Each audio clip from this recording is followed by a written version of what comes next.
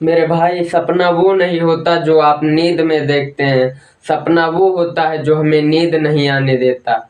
जय हिंद दोस्तों, आपका स्वागत है हमारे YouTube channel Aditya GS centre में। मैं हूं आदित्य कुमार। दोस्तों, आज हम चर्चा करने वाले हैं एनसीईआरटी के ऊपर। एनसीईआरटी बुक, पहले इसके बारे में चर्चा बाद में करेंगे कि एनसीईआरटी बुक अच्छी होती है या खराब होती है, हमें एनसीईआरटी पढ़ना चाहिए या फिर मनोहर।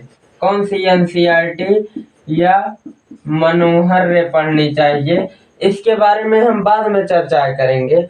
उससे पहले हम ये जान लेते हैं कि एनसीईआरटी का फुल फॉर्म क्या होता है और उसका हिंदी में क्या मतलब होता है, और ये लागू कब हुआ था, ये आया कब था, किसने लागू किया था, केंद्र सरकार या भारत सरकार या राज्य सरकार, इसके बारे में पहले जान लेते हैं। उसके बाद में ये अच्छा है या खराब, उसके बारे में चर्चा करेंगे। ठीक है, तो आइए दोस्तों देख लेते हैं। देखिए, एनसीईआरटी जो है, एनसीईआरटी का फुल फॉर्म है national council of educational research and training.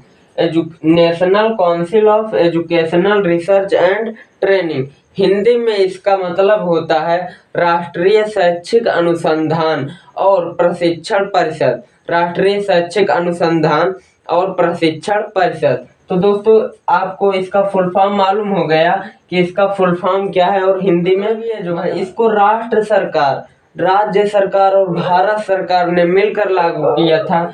किस सन में लागू किया था उसको भी देख लेते। राज्य सरकार और भारत सरकार ने मिलकर एनसीईआरटी बुक को, किसको, एनसीईआरटी बुक को 1961 ईस्वी में लागू किया था। किसने लागू किया था? राज्य सरकार और भारत सरकार ने मिलकर। ये क्वेश्चन आप नोट कर लीजिएगा या माइंड में सेव कर लीजिएगा, क्योंकि ये किसी भी कॉम्पिटिटिव एग्जाम में पूछता है, हर बार पूछता है कि 1961 में भारत सरकार ने किस बुक को लागू किया था। तो एनसीईआरटी बुक को, टाइप्स ऑफ बुक एनसीईआरटी। और ऐसा भी क्वेश्चन पूछेगा कि एनसीईआरटी बुक किस सन में लागू की गई थी और किसने लागू की थी। तो एनसीईआरटी बुक 1961 ईस्वी में लागू की गई थी और भारत सरकार और राज्य सरकार ने लागू किया था। ठीक है, आपको इतना मालूम चल गया कि किसने लागू किया था और किस सन में यह किताब आई थी। अब हम चर्चा करते हैं कि एनसीईआरटी बुक अच्छी होती है। मतलब जैसे आपको हम एक बुक दिखाते हैं एनसीईआरटी की, जैसे आप ये देख सकते हैं, ये किस चीज की, मैथ की बुक है, गणित, उत्तर प्रदेश राज्य हेतु। मतलब ये राज्य के निहित में बुक चलती है। और इधर आप देख सकते हैं माध्यमिक शिक्षा परिषद उत्तर प्रदेश।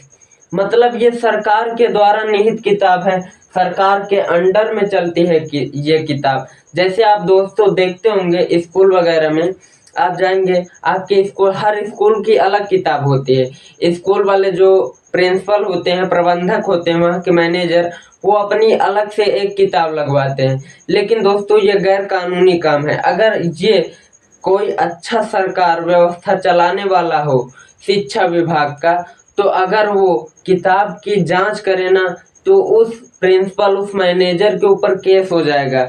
क्योंकि आल किताब नहीं अलाउ है कि आप अपने स्कूल में चलवाइए, पढ़वाइए।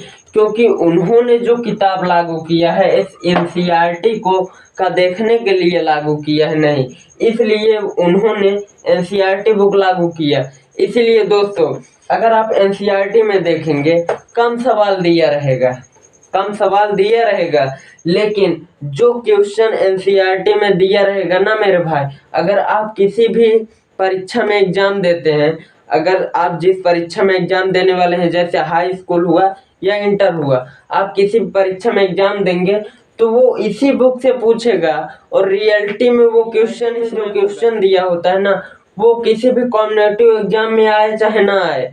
लेकिन अगर आप हाई स्कूल की एनसीईआरटी पढ़ रहे हैं, तो अगर आप उसमें से 5 सवाल करते हैं ना, तो एक सवाल कंफर्म होता है कि ये आएगा पेपर में।